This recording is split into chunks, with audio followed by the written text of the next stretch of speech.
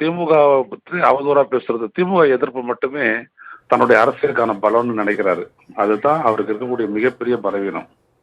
ஏன்னா இன்னைக்கு வந்துட்டு பாத்தீங்கன்னா திமுகவைக்கு எதிராக மாற்றாதான் நான் நிக்கிறேன் அப்படின்னு சொல்றதன் மூலம் திமுக அப்படின்ற பலம் வாய்ந்த அரசியல் சக்தி, அது இல்லாத ஆட்சியில் இருக்கக்கூடிய அந்த கட்சி, அதனுடைய சாதனைகள் இதெல்லாம் எதுவுமே இல்லாத ஒரு ஜஸ்ட் ஒரு ரெண்டு வருஷம் நிறைவு செய்த ஒரு கட்சி அது பேசுறது அப்படின்றத மக்கள் எந்த அடிப்படையில ஏத்துவாங்க? ஒண்ணு. ரெண்டாவது விடயம், இவர் நான் கண்ணீரை துடைக்க வந்திருக்கிறேன் அப்படின்னாரு.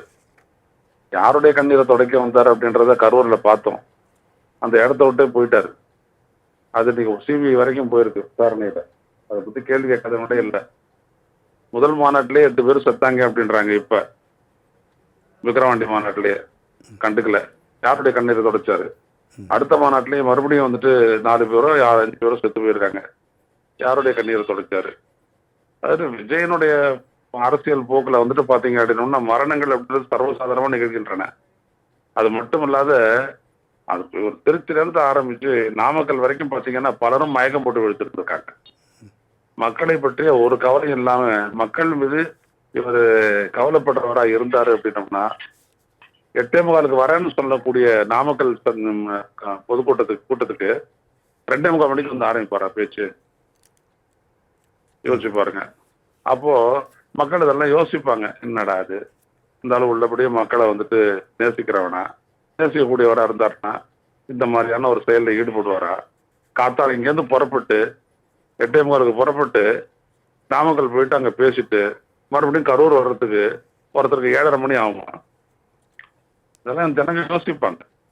அதனால அவர் வந்துட்டு ஒரு அந்த அந்த ரசிகர்களுக்கு வந்துட்டு எதுவும் தெரியாது அப்படின்றதுனால அவர் என்ன பண்றாரு, ஒரு பெப்டாக்னு சொல்லுவாங்க இல்லைங்களா, அதுதான் அவர் பண்றாரு. அவரு தொண்டர்களுக்கு அவர் சொல்லும் பொழுது நான் ஒரு சினிமாக்காரன் என்று சொல்கிறார்கள். ஏன் எம்ஜிஆரையும் காமராஜருமே அவங்க விமர்சிக்கிறாங்க. அப்படி விமர்சிக்கிறவங்க நம்ம பேசணும் அப்படின்னா இந்த 50 வருட டகர டப்பாவே உருட்டிட்டு இருக்காங்க அப்படின்றதை அவர் குறிப்பிடுறாரு. நான் என்ன சொல்ல வரேன்னா, எம்ஜிஆரும் விமர்சனத்துக்கு உள்ளானவர் தான், எல்லாருமே விமர்சனத்துக்குள்ளானவர் தான். மகாத்மா காந்தி விமர்சனத்துக்கு உள்ளானவர் கிடையாதா? ஏன் உங்களை விமர்சனமே படுத்தக்கூடாதுன்னா, உட்படுத்தக்கூடாதா? முதல்ல உங்களுடைய அருகதையில என்னது? அரசியல் அறிவு ரொம்ப முக்கியம் இல்லையா? அரசியல் அறிதல் புரிதல் சட்டம் இல்லாத மனிதர் நீங்க. நீங்க வந்துட்டு மணல் அரிப்ப மீன் அரிப்புன்றீங்க, என்னென்னவோ சொல்றீங்க, விட்ட வச்சுக்கிட்டு பேசுறீங்க. நீங்க டயலாக் பேஜா வச்சுட்டு பேசக்கூடிய ஒரு ஆள் தானே.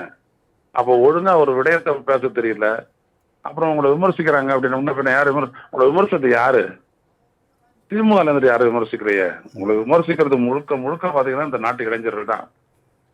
இதோட இப்படி ஒருத்தன் வந்திருக்கிறான் அப்படின்ட்டு இளைஞர்கள் தான் விமர்சனம் பண்ணிட்டு இருக்கிறாங்க. உங்களை கேலி கண்டலமா மீம்ஸ் போட்டுட்டு இருக்காங்க, ஷார்ட்ஸ் போட்டுட்டு இருக்காங்க, இன்ஸ்டாகிராம்ல போட்டுட்டு இருக்காங்க. அவங்களுக்கு பதில் சொல்லுங்க நீங்க முதல்ல. என்ன விமர்சிக்கிறாங்க அப்படின்னு சொல்லிட்டு அப்படியே கடந்து போயிடாதீங்க. அவங்க விமர்சனமா என்ன பண்ண சொன்னாங்க, அந்த விமர்சனம் என்னது, அதுக்கான உங்களுடைய பதில் என்னது, அது சொல்லுங்க. அது சொல்ல மாட்டேங்கிறாரு இவரு. அப்படியே எஸ்கேப் ஆகிட்டு போயிடுறாரு அவரு.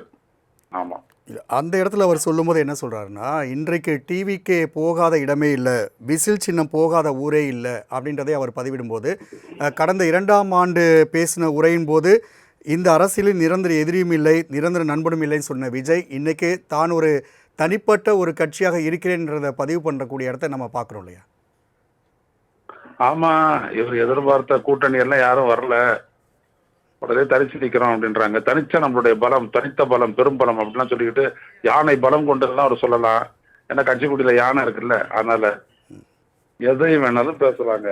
பேச்சு அப்படின்றது தமிழ்நாட்டில தாராளமா யார் வேணாலும் பேசலாம். அரசியல் உலகம் அதுதான் அவர் பண்ணிட்டு இருக்காரு. ஆனா இங்க வந்துட்டு ஆளும் கட்சியும் ஆண்ட கட்சியும் இங்க வந்துட்டு இந்த மக்களுக்காக செய்த சாதனைகளும் இருக்கு. அதை முதல்ல பார்க்கணும். அதுக்கு உன்னோட பதில் என்ன? இதுதான் இங்க முக்கியம். இங்க இந்த நாட்டில் நான் வந்துட்டு மாத்த போறேன், ஒழிக்க போறேன்னா என்ன செய்ய போறேன், எப்படி செய்வீங்க? அந்த மாதிரி ஒரு அர்த்தமுள்ள ஒரு பேச்சை பேசுங்க. அதனால எப்படி செய்யறேன்னு பாருங்க அப்படின்னு அடுத்த கூட்டத்துல வந்துட்டு மழுப்பார் அவரு. அவர் சும்மாங்க, அவர் ஒண்ணுமே தெரியாது. தன்னோட அறியாமையை மறைக்கிறதுக்கான மாபெரும் முயற்சி தான் இந்த பஞ்சு டைலாக், வேற ஒண்ணும் இல்லை. தொலைபேசி வாயிலாக உங்களுடைய கருத்துக்களை பதிவு செய்தமைக்கு நன்றி திரு ஐயநாதன்.